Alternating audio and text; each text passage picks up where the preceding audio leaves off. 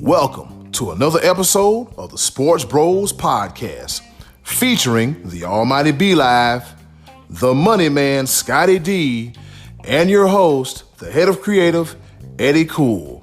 And without any further ado, let's give it up for the Sports Bros.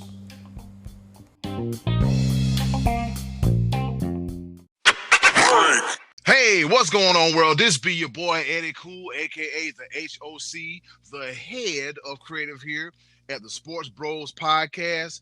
It is episode number 91. What's the famous number 91? Let's see, Sergei Fedorov, the late, great Kevin Green. Fellas, who's another famous 91? Help me out here. Oh, see, I wasn't ready for that at all. Great, nobody else. Nobody else. Just gonna put me on the spot. I would say crickets. Yep, dead space. But nevertheless, famous number 91s, and this is another famous number 91, episode 91 of the Sports Bros Podcast. Of course, you know I don't do this by myself. I've got not only one, but two of the best co-hosts in the world. Introducing first from his sabbatical. His job won't leave him alone. Life is crazy, but guess what? He's back like bad breath in the morning. Ladies and gentlemen, the one, the only, the Almighty B Live. What's happening? What's going on in the world today, man? Every single time I ask that question, and the world and 2020 and 2021 figure out how to answer it in the most weird of ways. But, I digress slightly. Eddy Kool, thanks for putting me on the spot. Now I got to go study some more 91s, and I'm going to study some 92s and some 93s and 94s. So I'm ready until we get to episode 100, because I don't think that anybody had that jersey. But with that being said, I know you want to introduce that other guy that's on the program that's been holding it down when I'm not here. So he might be all right, and we might be lucky to have him. Hey, man, you just might be right about that. And the other half or third of the Sports Bros Podcast, if you will, the pride of Washington, Pennsylvania, the Money Man, Scottie D. My bros, good to be with the two of you here this week. Man, I am just trying to catch my breath from the national championship game last night. Wow, what a game that was. It didn't go like I was expecting. Matter of fact, I think we probably shouldn't even talk about it on this episode so we can digest it and then talk about it a lot more next week. What do you think? That's not a bad idea. Are you just is that just a precursor? Because, at this point in time, everybody knows that we record on Monday. What a game last night. What a game. God, you're such an asshole. Yes, Clemson wasn't in it. I know you just want to set. Oh God. No, I wasn't talking about that. I know you were, but But the thing about it is that you might not. You didn't even do it on purpose, but you just wanted to jug. I just was on topic, Last night was the national championship game, and I just was saying, man, I didn't predict that to be the score, so I thought maybe we will just talk about that next week. That's all. Hey, it's not a bad idea. And shout out to the winner of the national you shut up. New national champions. Shut up. The Alabama Crimson Tide. I called it. I say they won. Okay. You say they won. I'm gonna mess up the whole recording. Shimmy. All right. B Live played the role of spoiler, or in the words of Paul Heyman, it's not a spoiler, it's a fact. Jack. But nevertheless, we're here to talk about some football, fellas. It is playoffs in the NFL. We survived the regular season, COVID games, cancellation games. There's one point in time, every day of the week, there was a game played in the NFL from Sunday through Saturday. We got some pigskin of the professional delight. Let's go ahead and hop into Super Wild Card Weekend. All right, fellas, so here we go.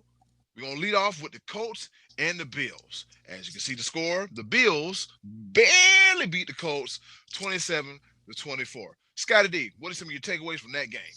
Well, that was the game. I mean, that was a team I predicted to win, and I did say I thought the Colts would give them some problems. And guys, they really did. If you look at a questionable decision by Frank Reich to pass on a field goal and go for it on fourth down on the goal line, didn't get it.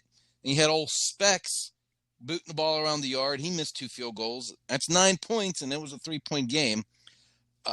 Just think, guys, how different this would have been today had Josh Allen's late fumble been recovered by the Colts. I mean, that was a play that he dodged GOAT infamy by having his own guy jump on that football. The Bills are going down on the field to essentially seal the deal and win that game.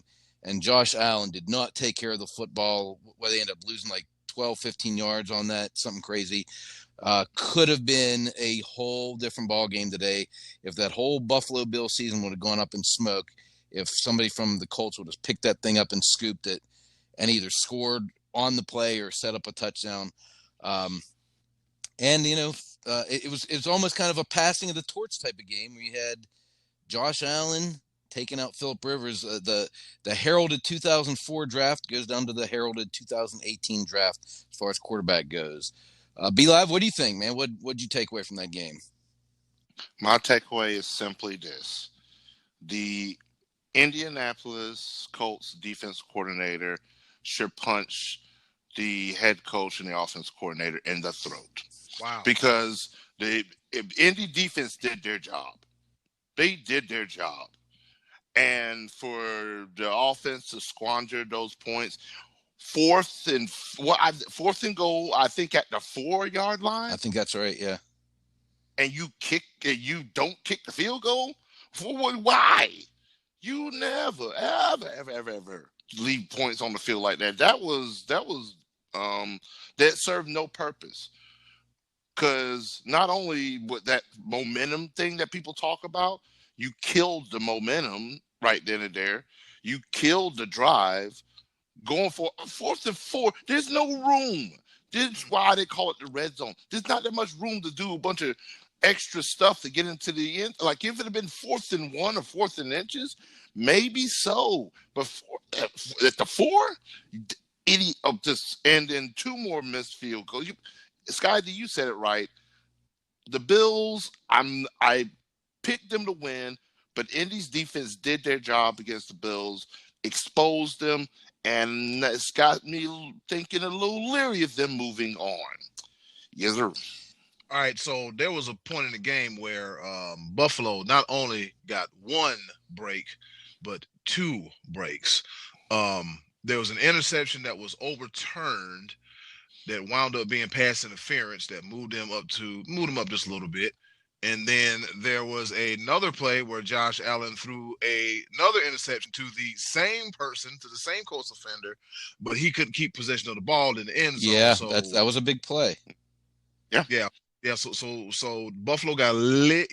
They escaped death, the jaws of death twice. They also had a bad blow go against them.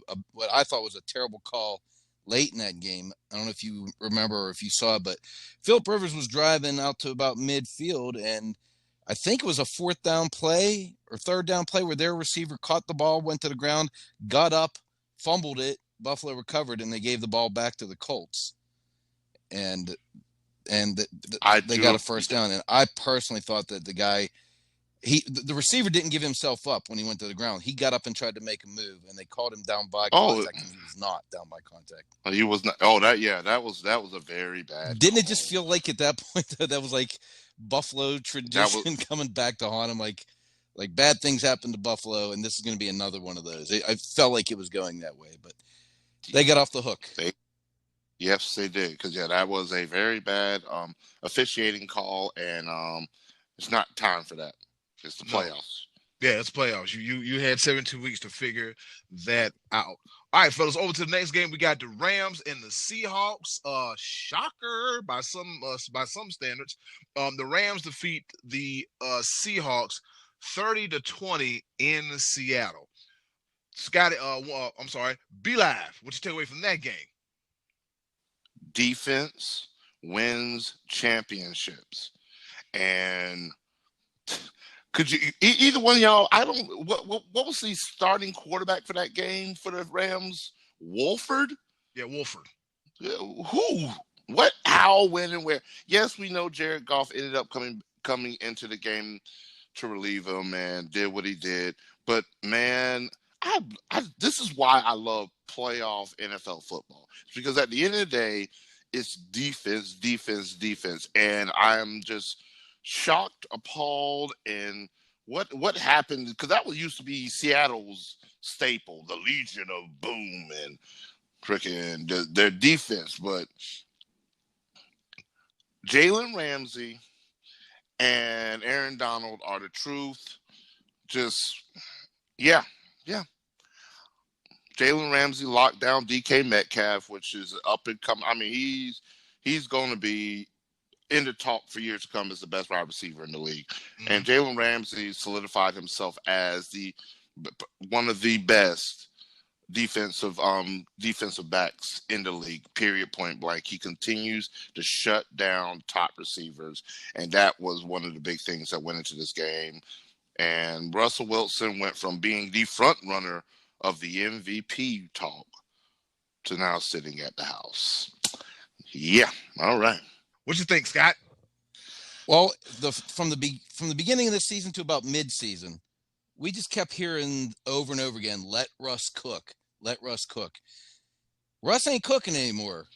It felt like this team lost their identity. They weren't running the ball effectively. They couldn't throw the ball deep. Obviously, the Rams were getting pressure on Russell Wilson all day. They dominated him at the line of scrimmage.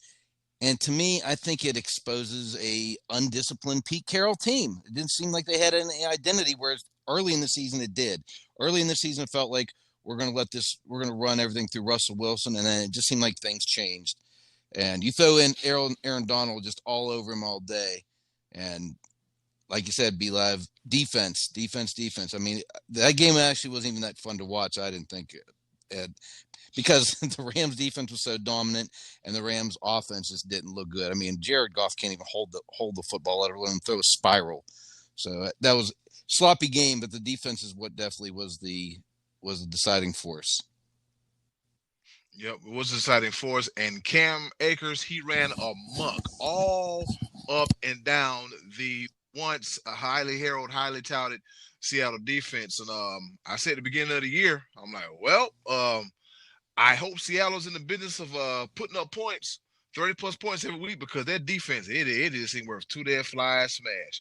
All right, gentlemen, moving on to the next game, the nightcap. We got Joe Gaffigan's Washington football team, and they played Tom Brady and the Tampa Bay Buccaneers in the nightcap of an action-packed super wild card weekend. And the Buccaneers, they win 31-23.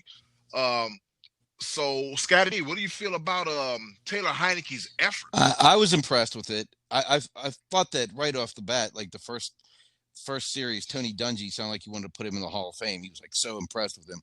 But the guy threw for 306 yards. He only threw one pick, and I think that was a batted ball or something. And he rushed for 46 yards on the touchdown. It was kind of a feel-good story, and I'm guessing that most of the country that was watching was probably rooting for him and rooting for the football team. But Tom Brady and the Buccaneers are just the better team as of right now. Brady's had some struggles at night this year. They went ahead and put him on primetime anyway. He answered with 381 yards and 2 touchdowns. But I thought it was significant, guys, that Leonard Fournette had 19 carries for 93 yards and a touchdown, because they're going to need that running game if they're going to go any further than next week's game. Eli, what you think? I'm going to say this, and I'm going to say this with conviction. I didn't watch it. I'm gonna tell you right now the reason why I didn't watch it, Joe Gaffigan. I really, really appreciate you, my brother, and what a story that was told by the Washington football team. All the adversity, everything they went through this year, name change, blah blah blah, yada yada, and all the stuff, this, that, and the third. At the end of the day, the Washington football team was 7-9 and hosted a playoff game at home and didn't have their starting quarterback, which was the reason why I would have been watching. And that's the comeback story of Alex Smith, that just does not get to be completed. No offense to Taylor Heineke, but it's just, I mean, you put in, essentially at this point in time, your fourth string quarterback against the 6-time Super Bowl winning Tom Brady, and you expect it to actually be a game. Yeah, it's just like, I'm not watching this. It was a game effort, though. It just, I mean, they yeah, hung I know. in there. Well, I appreciate it. Yeah. So I mean, it is what it is. I just feel like the story would have been incomplete either way, and I really didn't think that the football team had a chance. And I was, yeah, all right, cool. That's where I'm at. Yes, sir. All right, moving right along, we got the Sunday's game between the Baltimore Ravens and the Tennessee Titans. And I don't know if y'all seen the stands, but I don't know what they doing in Tennessee, but they had some people in the stands. I don't know if that was 11,000 or 12,000, but it was some folks in the stands. And the Ravens, they go down to Tennessee and win 2013, and Lamar Jackson gets that proverbial monkey off his back and gets his first career playoff win. Be Live, what's your takeaway from that game? My takeaway is simply this. There's two takeaways. Two takeaways. They're going to be quick. Man, what happened to Derrick Henry? Got bottled up. Man, if the Ravens did not have an answer, 2,000 plus yards rushing in the regular season, I was like, this brother's about to run over everybody. Skirt, hold that thought. No. The Ravens said we ain't have it, because I actually thought when the Titans went up 10-0, I was like, well, this is pretty much a repeat of last season. Mm-hmm. Lamar Jackson will never get the monkey off of that. And I'm going to say this. That's my second takeaway. Get off of Lamar Jackson's nether region. I'm gonna say it. Get off his back. Just wow. Leave him alone. Man ain't did nothing but freaking be the MVP and do all the greatness that he did. But y'all keep trying to put this man in a bottle. Oh, the dual threat quarterback. Oh, that's not going to last. Oh, he's got to be a throwing quarterback to succeed in this league, and da da da da da. Man, I don't know about y'all, but look around. Your best quarterbacks in the league are dual threat quarterbacks. They're mobile quarterbacks. Patrick Mahomes, Josh Allen, Lamar Jackson. Only one that might not be that mobile anymore is Aaron Rodgers. And there was a moment of time that he could scooch out the backfield. He's a little bit older now. But are you kidding me? The game has changed. And Lamar Jackson deserves way more respect than that.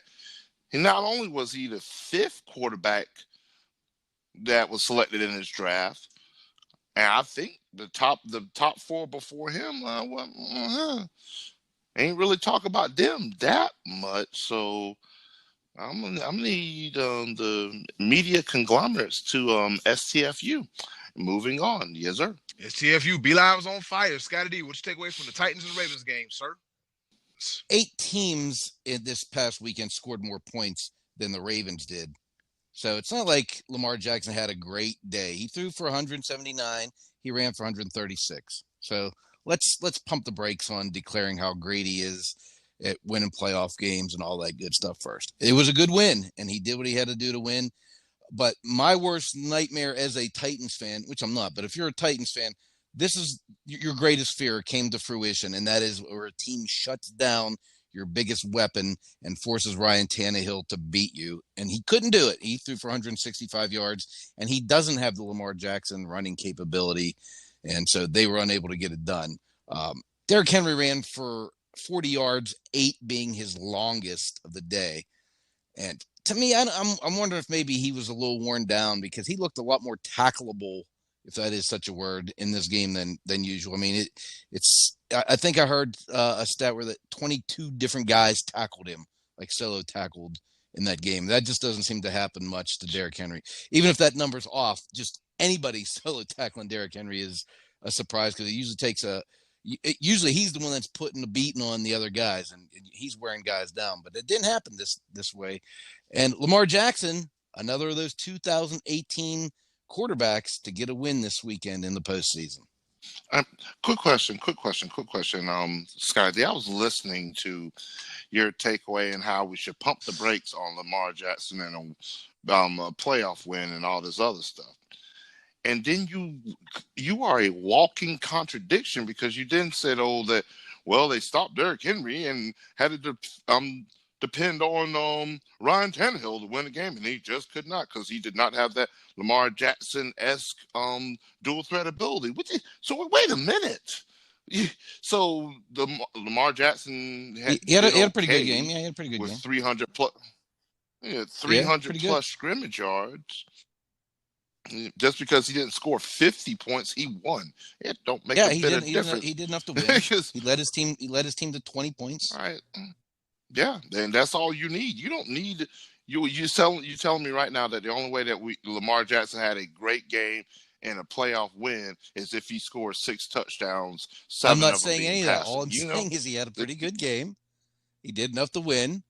I'm not ready to declare him a great quarterback at this point, or a great postseason quarterback. He's got one win over a team that could only put up 13 points. I'm giving you facts. All the man did was win the MVP last season and freaking lead his team to the playoffs yet again. And you're just, what does this man have to do? Okay. And he won a playoff game. You convinced me he's the best quarterback of all time. Let's move on to the next game. I never. You convinced me. My you won. God, you won that argument. This condescending piece of, oh my goodness, boy, you about to have to use the how about dump that game button last real night? Quick. How about that championship game? Oh boy, here we go. Moving right along to the midday game that was also seen on Nickelodeon. Yes, they had a football game on freaking Nickelodeon. The Chicago Bears, who literally backed that ass up in the playoffs, and they went to New Orleans. And New Orleans, well, of course, they did what they did. They beat the Bears 21-9. Scottie D, what's your takeaways from this game that was on Nickelodeon and involved toe drag, slime? Yeah, I didn't even know it was on Nickelodeon until I accidentally scrolled across it, and it did have like some Nickelodeon kind of stuff going on. But anyway, I ended up moving back over to Tony Romo and listened to his take on it. But no surprise here. I mean, we kind of all suspected that the Bears didn't belong on the same field as the Saints, and Breeze looked pretty good. He was a little rusty, but he threw for 265 yards and a couple of touchdowns. What I thought was significant was Alvin Kamara coming back and scoring a touchdown and 99 yards, and Michael Thomas getting his first touchdown in, I think they said it was 13 months, I think early December last year. The defense held the Bears to 48 yards on the ground. The one thing that Saints fans may need to, or all of us actually should keep our eye on, is Will Lutz has now missed 4 of his last 7 field goals. They signed Blair Walsh to the practice squad, I think just to kind of tighten things up there, so to get Lutz's head back in the game. But when you're missing field goals indoors in your own dome, that ain't good. And Saints are going to have the Buccaneers coming to town next week. That could potentially be a game that comes down to field goals. So the Saints overall looked okay. I didn't think they looked great. 21-9. That's not it's only one more point than Lamar Jackson put up. So it wasn't like they ran the Bears completely off the field, but they were obviously the better team. All right. Well, yeah, when you missing indoor field goals, man, that's not real Lutz like. So got to tighten up. Over to you, Be Live. I'm going to start off this segment about who lives in that pineapple under the sea, because this game was comical. This game was the epitome of why do we expand the playoffs. Mm-hmm. I understood the Colts, and the Colts it was a hard fought, and unfortunately they lost. It was a very close game. Should have been tied because they should have kicked the field goal. I digress. But this one, the Bears, why were they in the playoffs? This is literally at the end of the day, why? Why? Because I think, unfortunately, with the Saints playing as the number 2 seed as opposed to taking a rest and having to bye, I think this game hurt them. I think just possibly yes, I'm glad that Michael Thomas scored a touchdown. That Kamara was out there readjusting himself and everything. But I think it exposed a couple of weaknesses that maybe the Buccaneers jump on, as opposed to just taking a rest and coming in just a little bit fresher. Playing whoever. I don't know. Well, we'll figure out next week. Yes, sir. Yep, we'll see what's going on. We'll see what's going on because I'm like, okay, I'm like the Bears. They made the playoffs. We got to watch Mr. Trubisky again. I guess so. And now, fellas, the moment we've all been waiting for, the heated rivals of the AFC North Division, the Pittsburgh Steelers and the Cleveland Browns. I'm going to say wow, but before I go any further, the Cleveland Browns put the Stomp Jackson on the rival, hated, loathed, disgusted Pittsburgh Steelers 48-37. Scottie D. What? Yeah. What's the atmosphere over there on that side of town? Down here Scott? in this area, boy, I tell you, they are they're beside themselves because this is a team that before Thanksgiving was 11-0. They were undefeated. They're talking about Tomlin as coach of the year. Big Ben should be in the MVP conversation. Then it went to hell, and it all came unraveled and finally came to a head here on Sunday night. The Browns, they showed up in a big way, 28-0 at the end of the first quarter. Unbelievable. That's too hard to come back from. Now, I will admit, I thought that Pittsburgh still may have been able to pull that off. And I think the telling part of the game was a very pivotal part of the game was the commercial break between the third and fourth quarter, when Pittsburgh had 4th and 1 at midfield and they had all the momentum going their way. And coming back from that commercial, they had the punt unit out there. They sent the punt unit on the field. And at that point, the game was 35-24, I believe. You know, if they get that first down and go down and score and cut that to 5 or 6 points, you know, depending on what they're going for 2, that could have turned into a whole different ball game.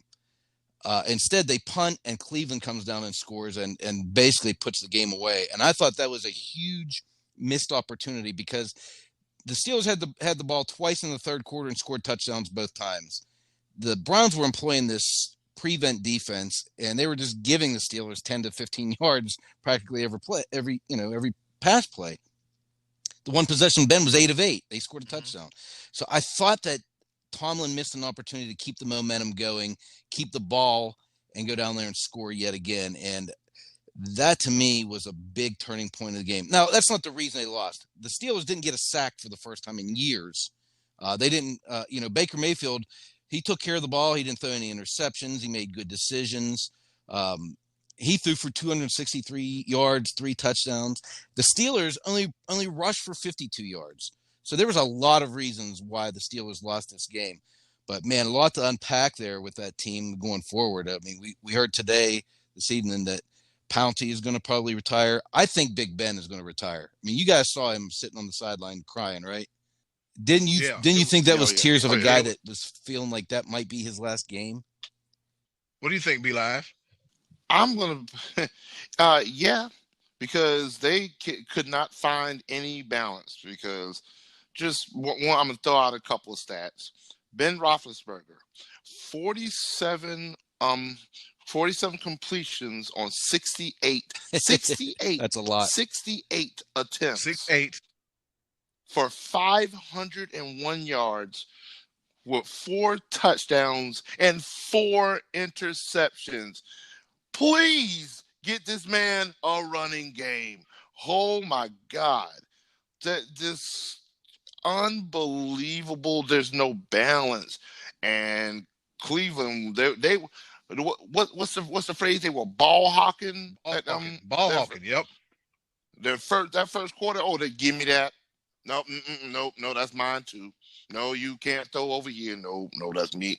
Every other second I look up, it was an interception. Interception. I was like, oh, yeah. I'm doing a bunch and can't get pressure on Baker. Yeah. The Cleveland Browns, that's what makes them ridiculously scary in this postseason because they're playing off a lot of emotion right now. And this is one thing that I thoroughly enjoy.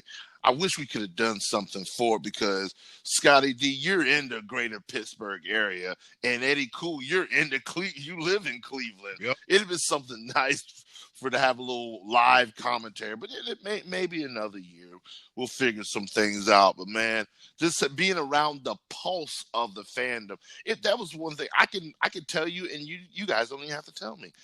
I honestly feel like the city of Cleveland probably just willed their way between just the fandom and the team itself. They're like, we don't have our coach here. Screw that. You know what? We gonna put foot to throat and just take this game, and that's exactly what they did.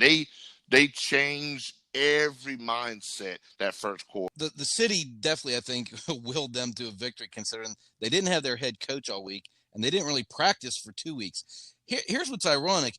2 weeks ago, the Browns lost to the Jets, and then they played Pittsburgh, and the Steelers rest their starters. If the Steelers would have played that game out, they may have eliminated Cleveland last week and played Miami this week. Instead, we have another case of a 2018 quarterback getting the torch passed from a 2004 quarterback in Big Ben, and we may have seen two quarterbacks from that 2018 draft end the careers of the 2004 guys of Phillip Rivers and Big Ben right off into the sunset. How about that? Yep. I knew when I saw that snap, that bad snap, that's just real hard to recover from. Look what happened at one time during that one Super Bowl. I forgot which one it was. Yeah. With the Broncos and the Seahawks. It's never the same after that.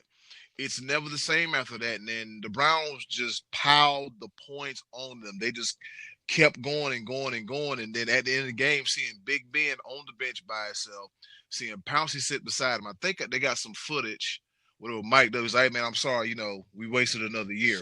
That's becoming a common thing where, you got guys apologizing for people's, years getting wasted, kind of like what J.J. Watt did to Deshaun Watson. But that's a whole nother story. But if this is Big Ben's last game, it's a hell of a way to go out, 500 yards, 40 plus completions, 4 interceptions and 4 touchdowns.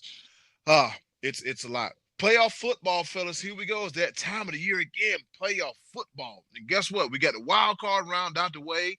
All right, going into next week, fellas. In the NFC, we got the Rams and the Packers. And then we have the Ravens versus the Bills. And then we have the Browns versus the Chiefs.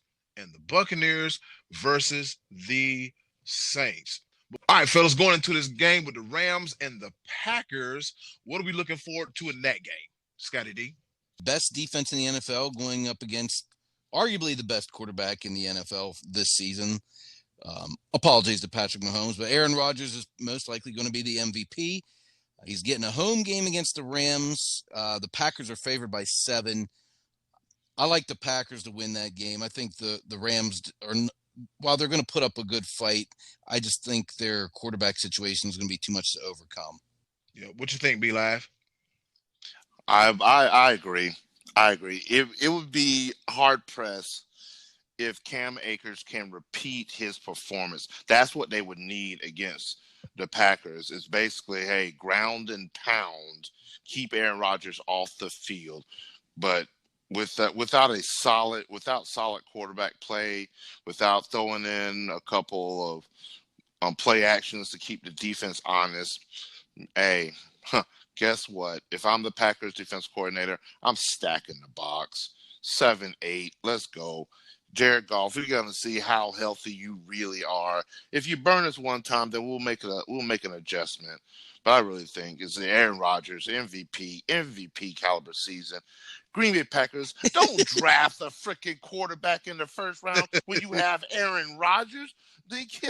Like, come on, what are you doing? Yeah, I'm going with the Packers. I guess they had to light the fire up on his backside, but yeah, fellas, I'm rolling with the Packers too, man. Too much firepower. Devontae Adams is that guy. Yes, I said it took me some time to come around, but he's that guy. And Aaron Rodgers doing what Aaron Rodgers does best. All right, fellas, here we go. We got the Ravens and the Bills. Two Scottie, mobile quarterbacks, as B-Live alluded to earlier, two guys that are dual threats. I think, man, this is a Bills are favored by 2. This is a tough one, but I think I like Buffalo being at home. I know that without the huge crowd, it's not as big a deal as it ordinarily would be, but I think Buffalo tightens up and does enough to get by this. I think it's going to be a close game, but I think Buffalo will win a close one at home. Be live. This is a tough one for me. Again, this is going to be, honestly, out of the 4, this is going to be the game of the week. This is definitely it's going to be tight. It's going to be, can Lamar Jackson continue his success, or is Josh Allen the new big thing? And this also, I think, again, being a home game, this is another instance of the Bills Nation that they're going to show up. They're now they got a second home playoff game, and they changed the whole law just to put fans in the stands for the Bills. So shoot, yeah, I think that extra little bit of edge will give the Bills the victory, and that's one thing. That's one thing I love about sports. That was almost taken away from us, is that X factor. Seattle just did not have the 12th man. Just those little factors. Kansas City, a lot of teams depend on the fans, and it adds that extra little oomph, and it's not there in full fashion. But man, I think that game, the Bills at home, that gives them that little extra edge.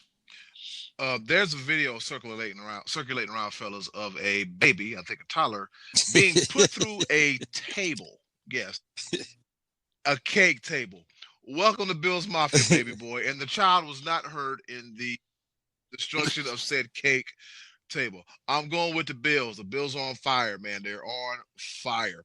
All right, and then we have the Browns and the Kansas City Chiefs. I'm going to go ahead and say it, fellas. The Cleveland Browns cannot, and I repeat, cannot let Patrick Mahomes mess around and pass for 500 yards and let any of them receivers get over 100-plus yards in receiving. But with that being said, I got the Cleveland Browns Scottie secondary looking a little shaky there against Pittsburgh on Sunday night. You can't be shaky against Patrick Mahomes. You just can't. He'll eat you alive. He's had a week to sit and watch film and rest and all that good stuff. I love this Cleveland Browns team. I think they're an upstart team that's going to be you're going to have to answer to them in years to come. But this Chiefs team is still, I think, at the beginning of a dynasty. So I'm going with Chiefs, and I think they'll cover that 10 points at home. Where you at on this one, B Live? Browns, Chiefs. Browns would almost be that feel-good story, but at the end of the day, we're talking about the $500 million man, Patrick Mahomes, and just way too many weapons. Like, I think if Cleveland's defense can repeat their performance of the first half, not the second half, but the first half. Second half, they let off the gas. If they could play 60 minutes of defense like they did against the Steelers, I think they would still lose by 3. But it's Patrick Mahomes. It really is. And God almighty. Who's the general manager that put that team together? Because he should win Executive of the Year for the rest of his life. Which team? The Chiefs. And B Lab, didn't you find out who the manager, the GM was of the Kansas City Chiefs? What was his name? The GM that should be he's Hall of Fame already. I don't care. He's been in the league 14 years. 4th year as Kansas City Chiefs general manager. But Brett Veach should be Executive of the Year. It should put his name on there. Just the way he put this squad together. The Brett Veach Award. Never wow. Seen, yeah. Just just too much firepower. Chiefs win by 2 touchdowns. Sorry, Browns. Yeah, I don't see it. Yes, sir. Yep, don't see it. And of course, we got the we got the other game of the week, a battle of the old dudes, if you will. Tampa Bay, Tom Brady and the Tampa Bay Buccaneers versus Drew Brees and the New Orleans Saints. Be-Lab, where we going with this one? Well, didn't we call this the geriatric Something bowl? like that. Sponsored by AARP. But I'm gonna say this because I've given both Tom Brady and Drew Brees flack for being 40 plus years old, still in the league, but they're still performing. So hey, play on, player.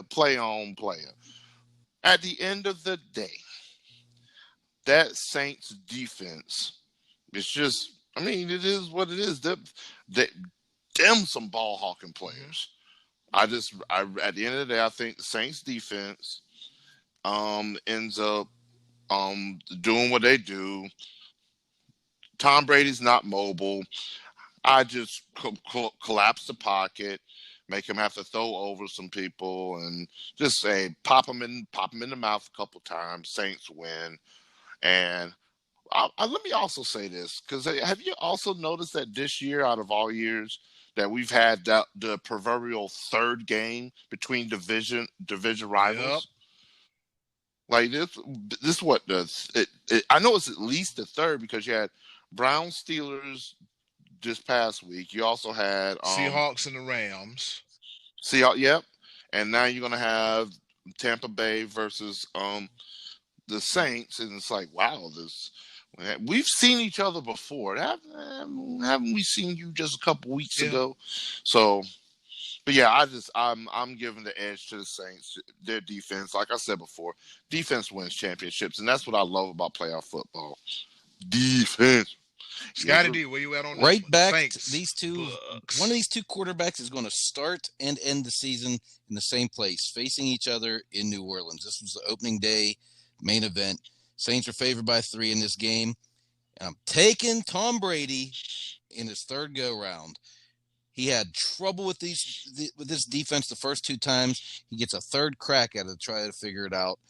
And I like him. I like him to win. I think with all the firepower they have on offense trying to offset the Saints defense, look for Antonio Brown this week to maybe be a factor because he's, now he's had a few weeks under his belt working with Brady. He wasn't even on the team on opening day.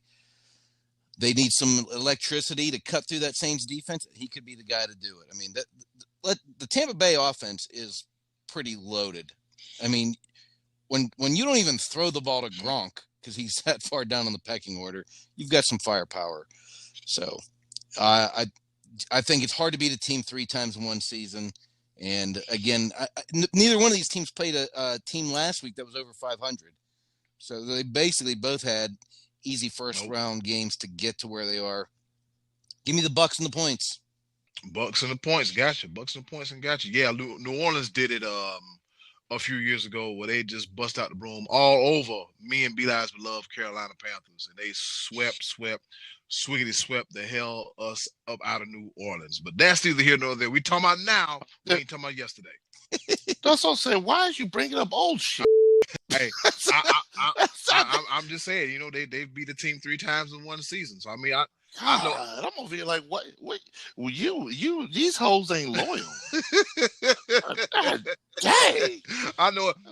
I know it's a soft spot, and I'm trying to just keep my composure because they're talking about Carolina's talking to Dwayne Haskins. Do not no, hell no, to the no.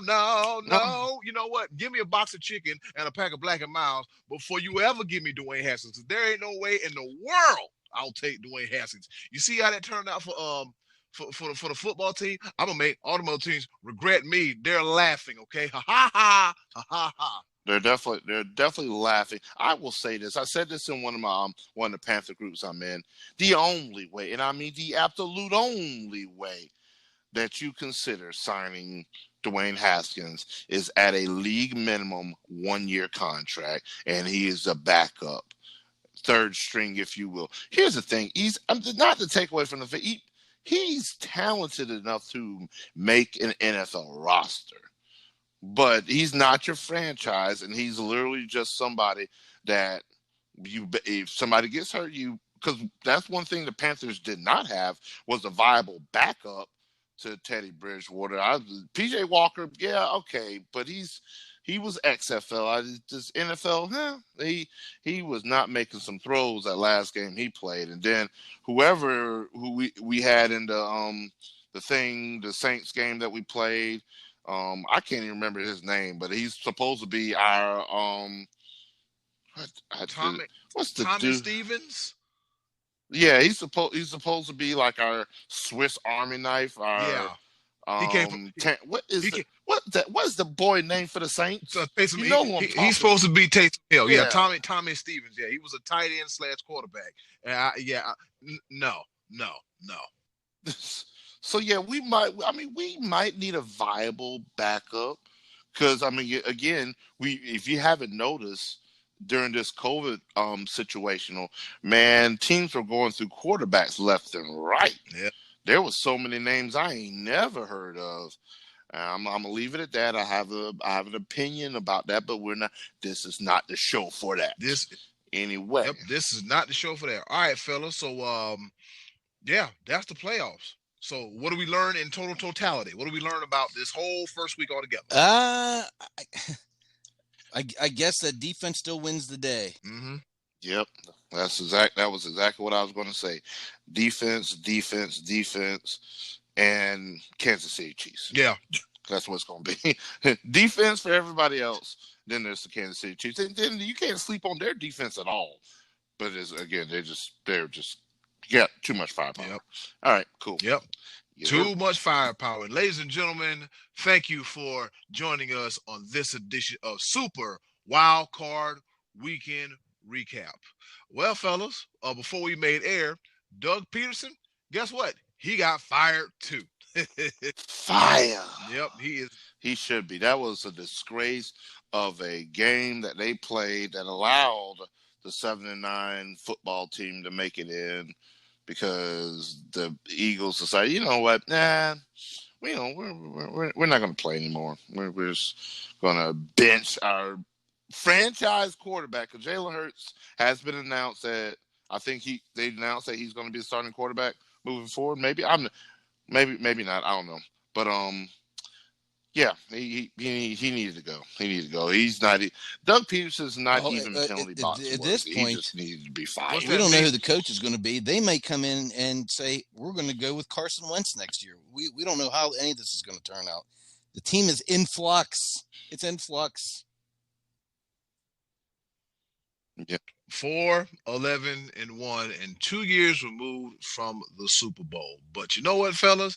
Job openings. And with that being said, hey, yo, button, hit it. And now, our favorite part of the show, the choices of the voices. Once again, thank you to the wonderful and ever so lovely Miss Button as she introduces our favorite part of the show, the choices of the voices. 91 episodes in, we probably started doing this the 4th or 5th episode. We've been doing it ever since. You know the drill. She ain't got no right, no rhyme, no reason to lie, to tell a lie. What is she going to get out of it? Absolutely nothing. She's telling the truth. And guess what? We're going to tell the truth when it comes to the choices of the voices. Kind of short and sweet this week, but that's okay. With that being said, Scottie D, what's the question for this week's choices of the voices? All right, I asked, if you were the most sought-after NFL head coaching candidate out there, which job opening is the most appealing? And we had to choose from the Jaguars, Jets, Falcons, Lions, Chargers, and Texans, and now the new entry, the Philadelphia Eagles. Yes, sir, a new entry, but a little late in the game for that one. I don't think anybody wants to go to that Philadelphia mess. But Eddie, what do the guys say? What do the choices say? All right, here we go. Leading off, JR Speaks, big brother to the show. He said the Chargers because they actually have the most upside of any of those teams. This is an Eagles fan saying this now. Yeah, the Chargers. Wonder if his opinion would change today. But quite interesting. Good question. Maybe we'll have we'll reach out to him and see if that might have actually happened. Yep, we just might see. Trey Dizzle, hey, he said, I'm taking the Jags job. You get to live in Florida and have the next Peyton Manning as your quarterback. Is he referring to the one Trevor Lawrence? He is. Yeah, and there's that whole Florida no tax thing too. That gets brought up all the time whenever these guys talk about NFL jobs. Still Florida though. There's certain elements to Florida, but when it comes to Jacksonville, it sounds good right now because you have the number 1 draft pick coming up. So, but tons of cap space and draft picks too. Yeah. So I did notice that. Yeah, like they've got like $80 million in caps. So they got a lot of room to work. They got a lot of room to build going into this off season. So there's a little juice down there in Saxonville, Jacksonville, Duval. Oh, ladies and gentlemen, just to let you know, never try to say Jacksonville Jaguars real fast. It'll sound crazy and deranged, but nevertheless, we're back and we're going to try this one more time. All right, I'm reading this article on MSN Sports about the Jacksonville Jaguars, and it says one team has a surefire option at the most important position, and the other doesn't. This is why Jacksonville Jaguars will take the silver medal for 2021. Wow. Of course, they came in with a 15-game losing streak and the top prices as number 1 draft pick. That means the next coach will have the option to claim perhaps all-time pro-ready quarterback Trevor Lawrence to fix the franchise. Well, the good news under that, whoever is the center for the Jacksonville Jaguars has playmakers in DJ Chark, James Robinson, Laviska Shenault, and others. So they're loaded. Yeah, they're trending in the right direction anyway. Yeah, as you said, they're loaded. And Corey Logren said, yep, you get a chance to go to the game, and you also get a chance to check out some good old free AEW and walking distance right to Daly's place. So Corey also picked Jacksonville? Yep, he also picked Jacksonville as well, too. So, yeah, you get to see Florida, tax-free, Jaguars, losing every damn game, but you get to watch wrestling every night. Right there for free $99. Yeah, but don't these guys still play home games in London? They've been trying to move the whole franchise. I know. Yeah, that's why I'm a little reluctant to go to Jacksonville. I'm still trying to figure out how Scottie D said that the Jaguars are trending in the right direction. Well, they won 1 game. They're going to have Trevor Lawrence, tons of cap space. They do have some good position players. That's trending upward from 1 win. I would bet you they have more than that next year. That's not a trend. That's just that's a transition. No, a trend is that you're doing the right thing. For you're God's winning. sakes. You want to nitpick me on this, or you want to talk more football? Yes, I do. Because I was like, they're trending in the right direction. Next answer. Oh boy, moving right along. Uncle Max, man, what's going on, Uncle Max? He said the Falcons, location. I think that's a challenge. I think there's too many questions with that franchise as far as what do you want to do with Matt Ryan. That's a big one. Do you think he still has enough left to win you a championship? I don't. So I don't know. Then you're looking at a start from scratch situation. Here's the one thing that baffles my mind almost every year when it comes to the Atlanta Falcons, especially on offense. On paper, you would think this would be one of the more dynamic offenses in the league. Yeah. I'm like, Julio Jones, Calvin Ridley, those are them dudes. I'm not sure about their injury situation because I really don't like the Falcons whatsoever. So I really didn't follow them at all because they suck just as much as mine. What's interesting is they had one of the worst defenses this year, and they fired their head coach. And the Cowboys interviewed the head coach and the defensive backs coach and went with the head coach to be their defensive coordinator. So that gives me something to look forward to in Dallas next year.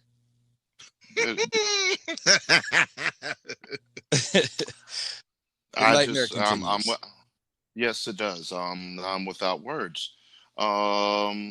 Because talking about a team that's trending down is the Dallas Cowboys. I'm gonna throw in this just a side question before we get to our answer, if I could. What do you do with Dak Prescott, Scotty D? What are you hearing? The chatter. Well, Just this is real going to quick. be the third season in a row that they're worried about this guy's contract. Coming off that injury, I think they have to franchise him. But I don't know. That's just me. Jerry Jones said last week in the negotiation process, he kind of has the upper hand, which is always awesome to say when you're trying to negotiate against someone. Just go ahead and tell everybody in the whole world that they have the upper hand on you. So I don't know where that's going to go. I kind of have a feeling they're going to have to franchise him. Yeah, Jerry Jones, you're not well, you know what? You might fool some of these idiots out here, but you're not fooling the sports bros. For you to say that Dak Prescott has the upper hand in contract talks, you are literally, this is what you're saying to us that know what you're talking about. You're saying that when Dak Prescott, you don't sign him, you're going to make it seem like it was Dak's fault that he didn't get signed. No, we see right through your BS, Jera. Stop it. Cut it out. Dak Prescott, pay the man, sign the man, give him the contract. If it doesn't work out, it doesn't work out. But he's done what he's supposed to do for that franchise. He's done his job. Yep. Ezekiel Elliott has not. Oh boy. Oh, I'm sorry. You good. You're talking about falling off. Yeah, you're talking about falling off. Zeke, I don't. We have digressed in a great way, by the way. Hold on. Wait a minute. I got some boxes. Hold on. Let me see. Wait a minute. You in there, Zeke? Nah, he ain't in there. All right, fellas. And with that being said, that's another edition of Choice of the Voices. Shout out to JR, Trey Dizzle, and Uncle Max for their participation in this week's Choice of the Voices. But before we take off from this section of the show, Scottie D, where is your coaching destination? I am going to agree with our friend JR and say the Chargers. First of all, they have really, really nice uniforms. I mean, it's hard to argue against it. Other than the team with the blue stars on their helmets, they probably have the best set of uniforms in the NFL.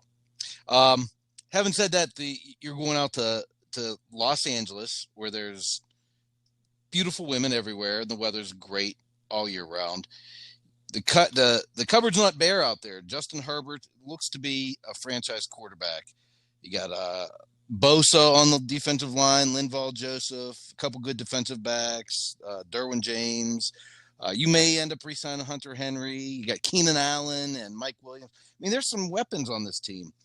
They squandered a few winnable games this year. They had some leads. So I don't think the Chargers are that far, especially in that division, from competing, being a playoff team. So I would go with that team. How about you, B-Live? Let's start off real quick. First of all, the first couple minutes of your statement, Mr. Scottie D, what you've just said is one of the most insanely idiotic things I've ever heard. Wow. At no point in your rambling incoherent response were you even close to anything that could have been considered a rational thought. Everyone in this room is now dumber for having listened to it. I award you no points, and God have mercy on your soul. Oh God! Uniforms? You really? I meant to not only open with uniforms, but end with that. So thank you for reminding me. The uniforms, definitely another reason to go out and take that team. Beautiful uniforms, best uniforms in football. That's what I wanted. That's the team I want. What do you want to look like, Jacksonville? Ugh. Wow. Wow. We are now dumber for that. I do apologize. Now I'm going to take the opportunity and just basically repeat the latter half of Scottie D's argument, which actually made sense. Yes, I would love to be in LA. I would actually, if I was the coach, I'd be like, can we move back to San Diego, please? Yes, sir. I'm saying, because when I tell you, and I know that Eddy Kool, and I'm actually mad at him because he got to go back again this year without me. Third time. But yeah, San Diego is beautiful, just beautiful. Oh, and I could just I just want to throw that out there. Beautiful area, San Diego, but it's Los Angeles. They got to work on their fandom. That's the one downside of being the coach of the Los Angeles Chargers. Their fan base is almost non-existent. But if you build with Justin Herbert, he's your franchise. You do have weapons, and that would be as a coach, if I was going there, but like I would not only just enjoy the weapons that I already have, but I would build some type of culture that people can get behind, and run with it. There's a lot of upside to going to the Los Angeles Chargers. So there I go. 2 for the Chargers. How about you, Eddie? Cool.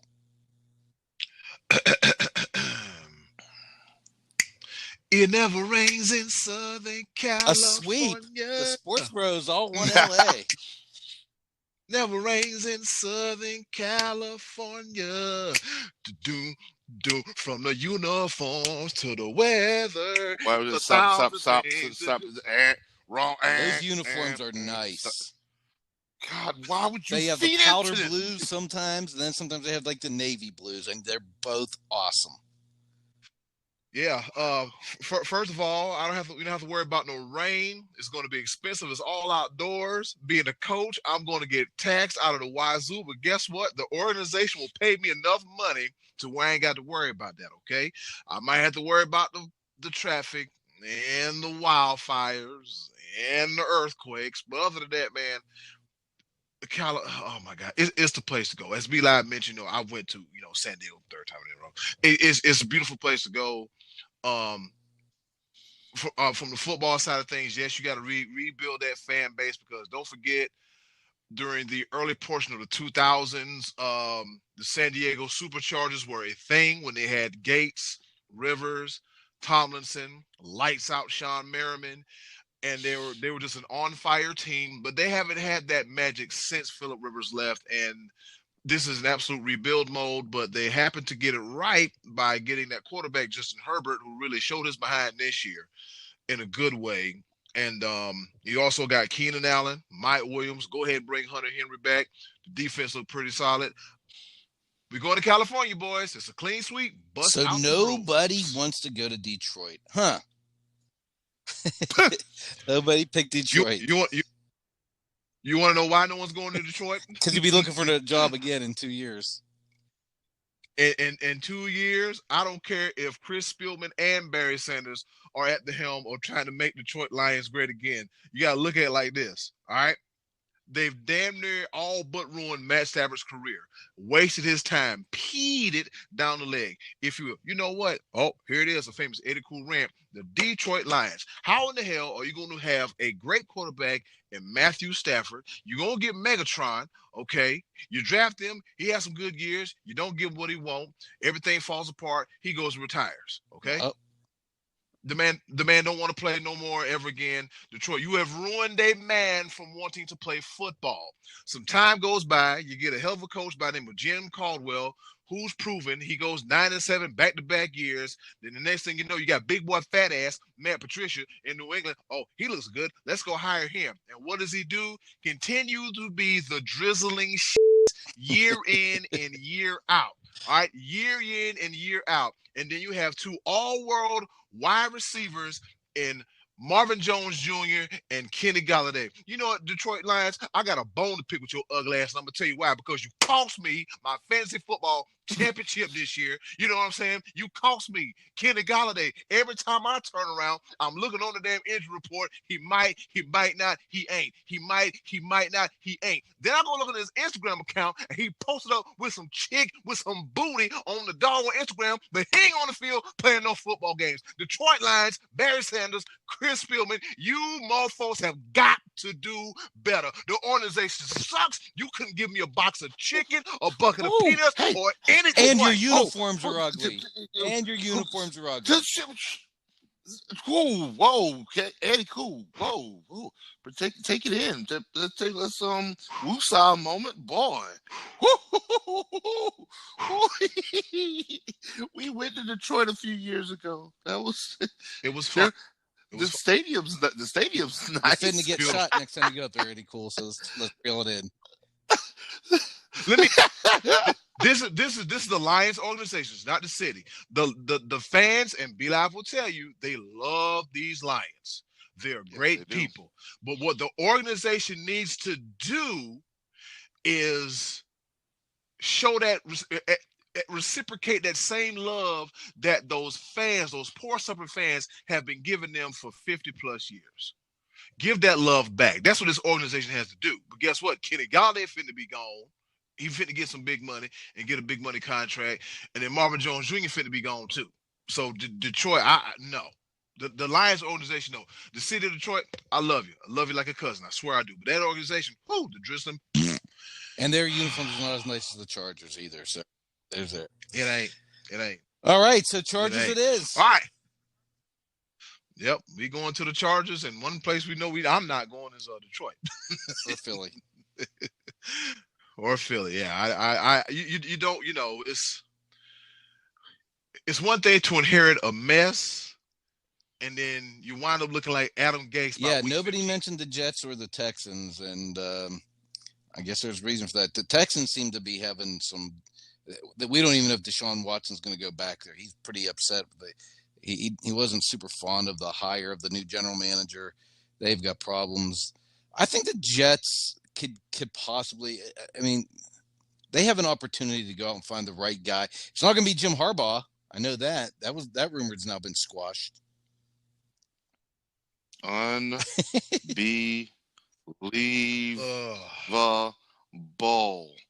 Wow.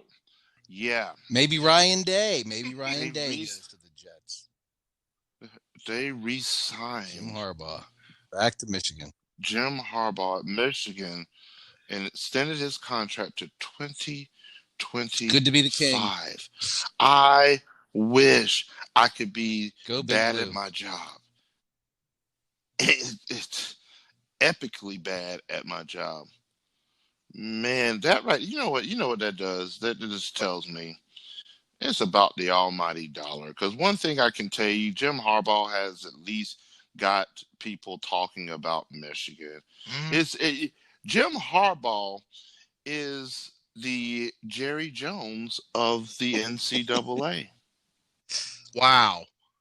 I gotta hear this. I gotta hear this. How? Continue to put out mediocre teams, and yet we continue to talk about them. We always put Michigan, we always rank Michigan every single year. This is going to be Michigan's year. They're going to do this. And Jim Harbaugh's got this and that, and the recruits, and blah, blah, blah, blah, blah. And they, as Eddy Kool likes to say, they continue to be the drizzling you-know-whats every single year. And so throughout COVID, while some programs, the South Carolina Gamecocks, are getting rid of their coaches and paying them $15 million to get the H out of town,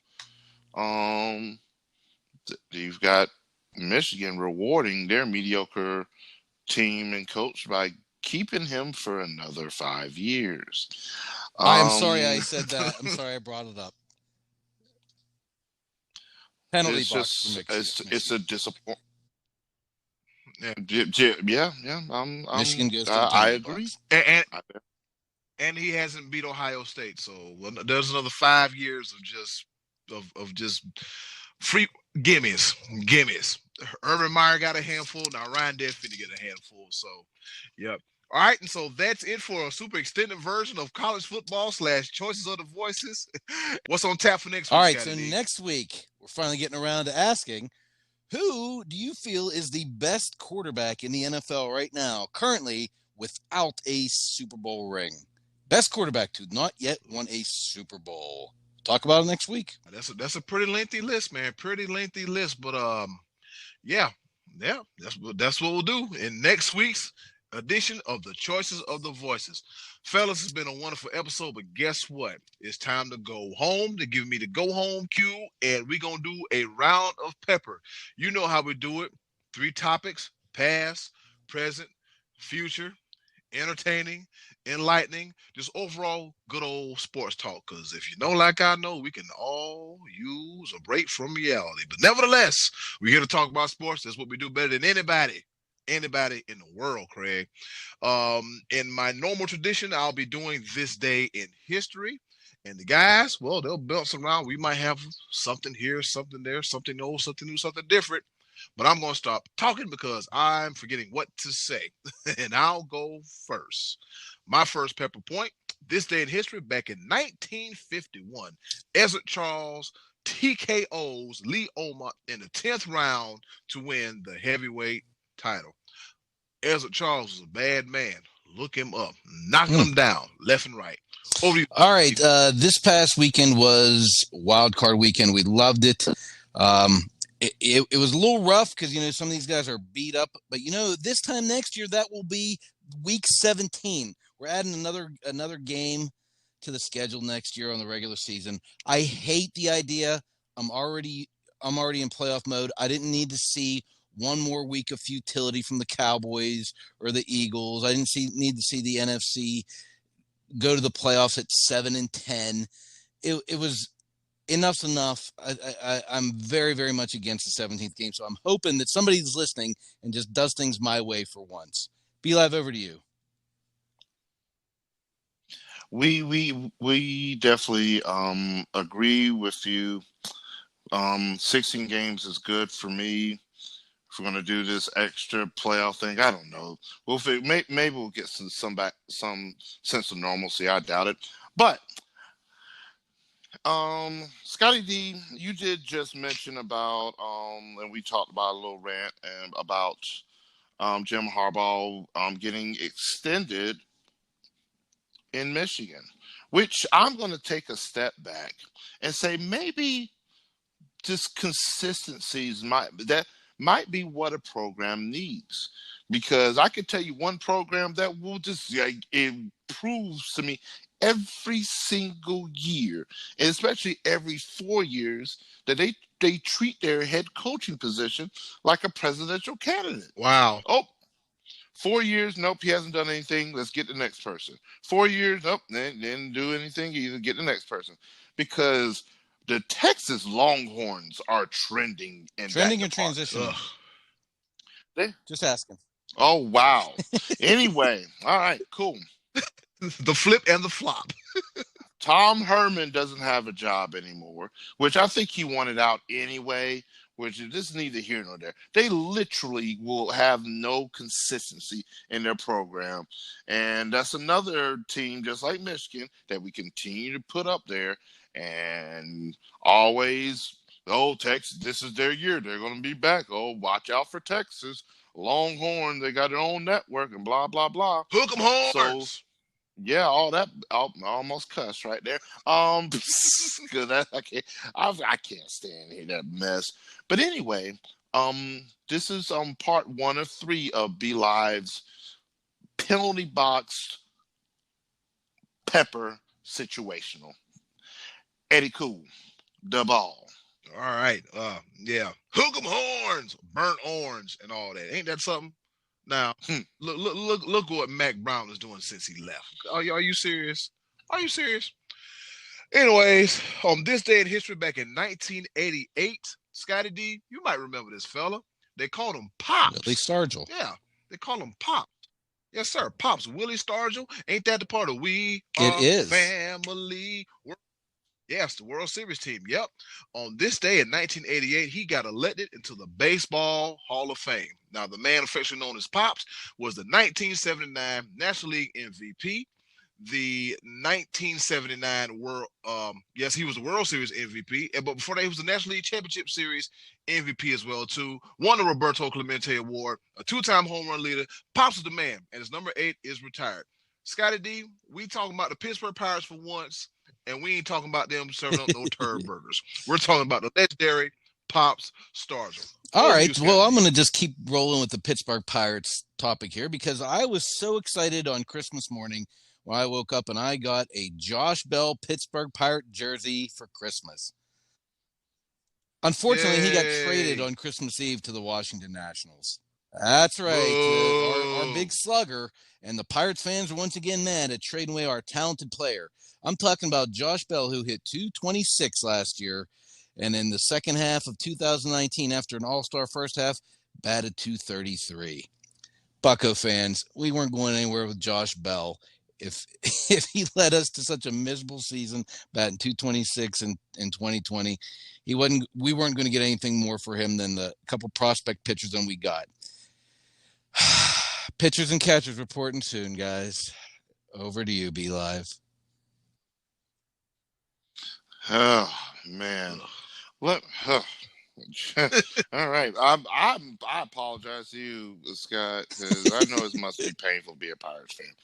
It just you're going through it, and also being a Cowboys fan. God, I'm whammy. Get you a double I'm whammy, whammied.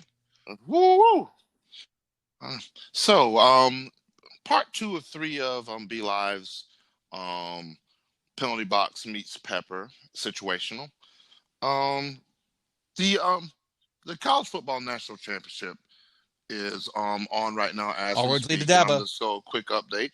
Yeah, it does.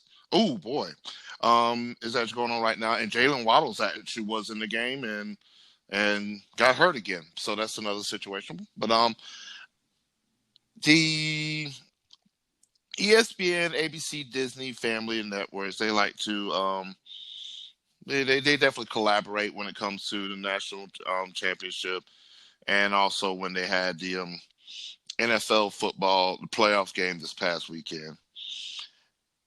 The entire production team I'm sending to the penalty box, because if I have to hear one more anchor, commentator, sports color commentator situation, whatever, the talking heads of that 4-letter network, if I have to hear them one more time say mega cast one more time, I'm like, yo, okay, we get it. Y'all gonna have multiple angles of which I think is great, by the way, but to just repeat it ad nauseum that you're gonna have it, and then woman and man alike, everyone with the dumb, fake, deep voice, mega cast. I'm like, yo, so just stop. I get it. We all get it, and trust me, I thoroughly enjoy theatrics. Okay, have you not heard me on the show? But but I'm just saying, I enjoy theatrics. Pick one person, but everybody, you know what's coming up this week? Mega cast. Well, you can throw that Stop goldfish on the car commercial with the Italian woman singing too. That you mix that in. Yeah, I had enough of that too. Shut up. Oh dear God! But yes, do better. ESPN production team, penalty box. Yeah. Hashtag do better. Yes, sir. Eddy Kool, the ball. Fellas, I got one for you. I got a little chuckle, tickle, a tee, and a ha ha ha out of this one. You ready? I said, are you? Yes, sir. All right, so here we go. I said, are you ready? I almost did it. All right, so on this day in history, back in 1992. Ready. Y'all ready for this one? All right. The highest scoring basketball game in NCAA history at the time involved the Troy State Trojans and the DeVry Hoyas. Yes, that DeVry. Yes. Coming to the game, Troy State at that time led all of Division II with 121 points per game average, while also giving up 107 points a game as well, too. Okay, they were put in next to their last year in Division II before they would eventually move up to D1, where the big boys are. Troy State coming to that game 12-3, and DeVry, 3-15. The final score, the Troy State Trojans, 258. DeVry Hoyas, 141. Of course, in college football, they don't do quarters. College basketball, they don't do quarters. They do halves. The first half, Troy State led DeVry 123 to 53.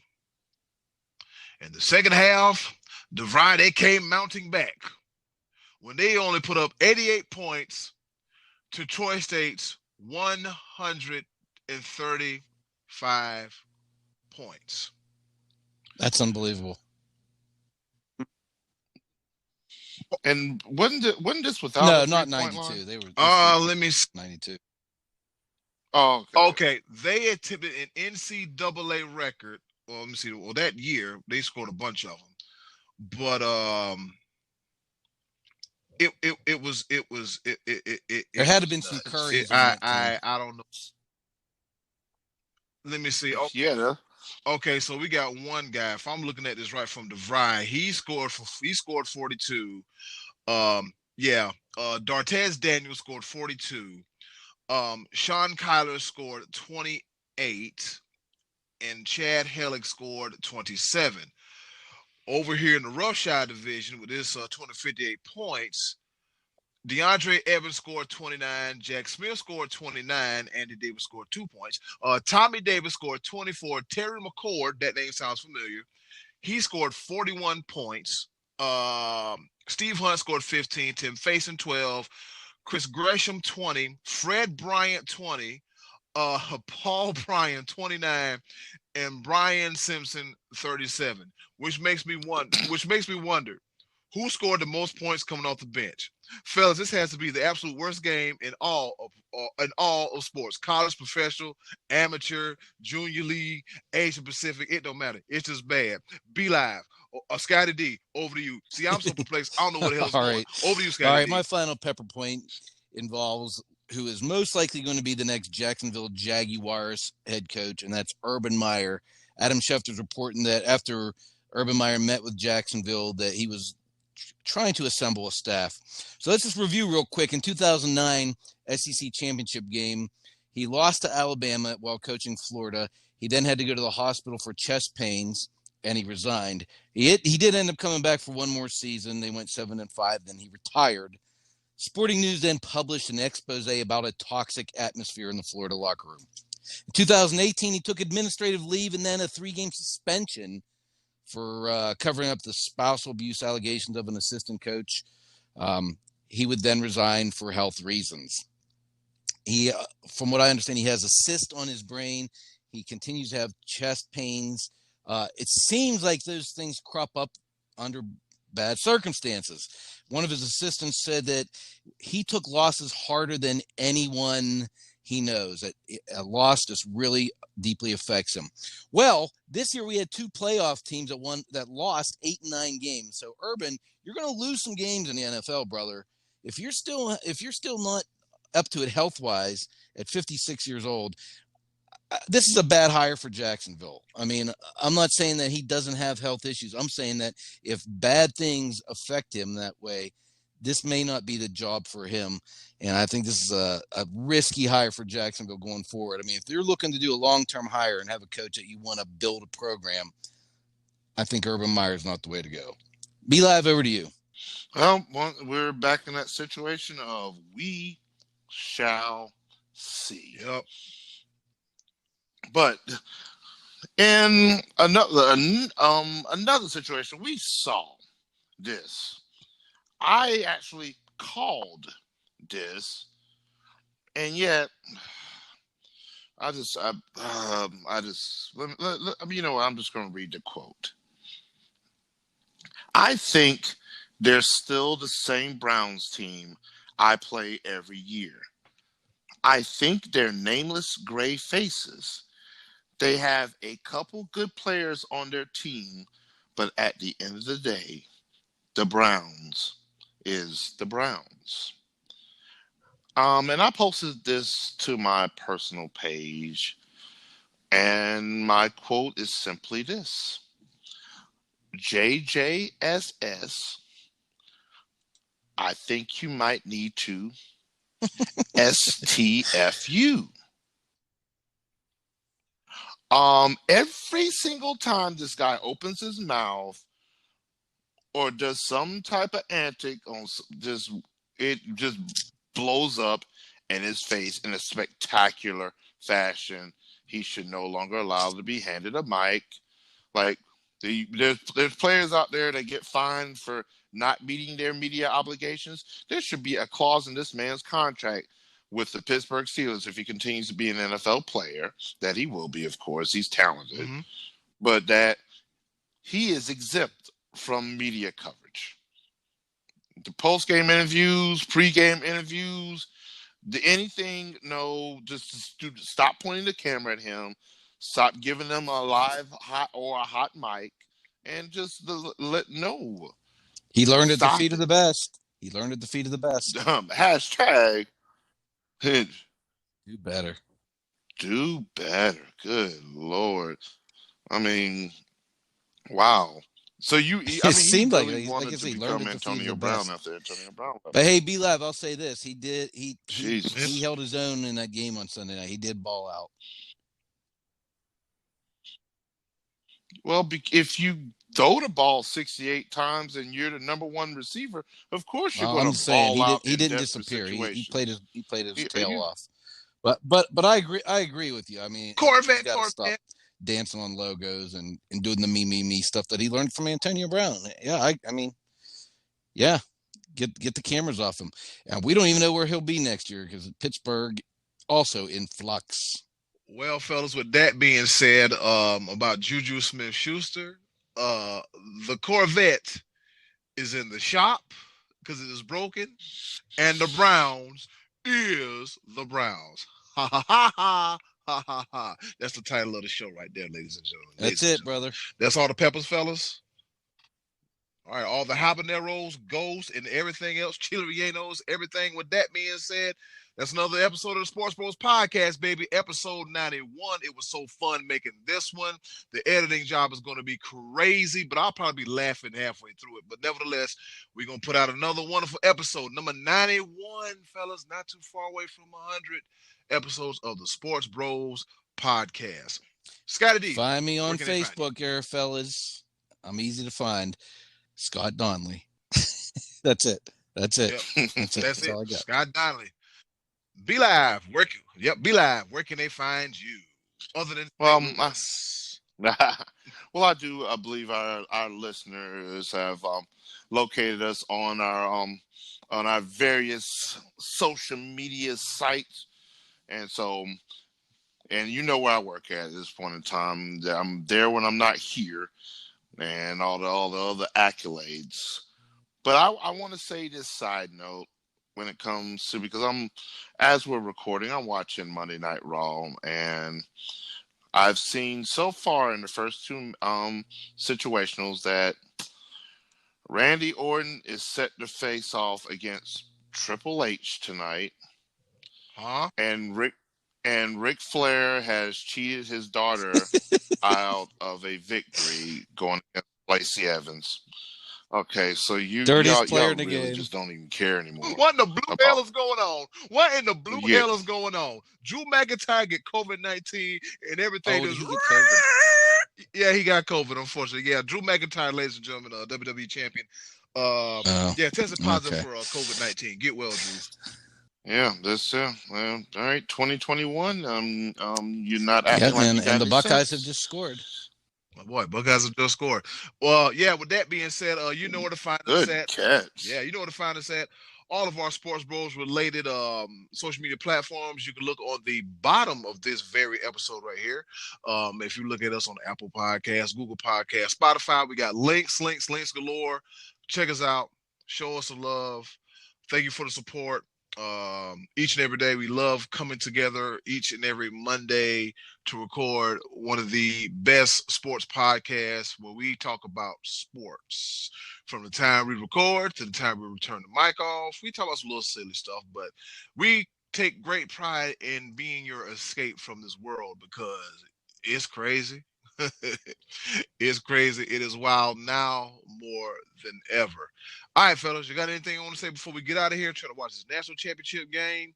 Watch this Randy Orton and Triple H match for the 55th time. Watch Ric Flair slap his face, go woo, and eat a little bit of chicken. I'm just little live update. Yes, it's 7-7 as we're recording, and Trey Sermon went to the locker room. So we have a what a game that was last Master night. T What a game that was last night. What a game. What a game that was. And in closing, do something nice for yourself. And if you can, do something nice for someone else. They'll greatly appreciate it. Now more than ever. And also, don't be an ass. Wear your mask. It's been another episode of the Sports Bros Podcast. Thanks for listening. Yes, sir. Scottie gonna say something funny? No, he gonna hang up. Hey, stick around, y'all. We got some bloopers for you. All that stuff. All right, so I'm reading this little quick article on MSN Sports about the Jacksonville Jag. The Jacksonville Jag. What? Oh God!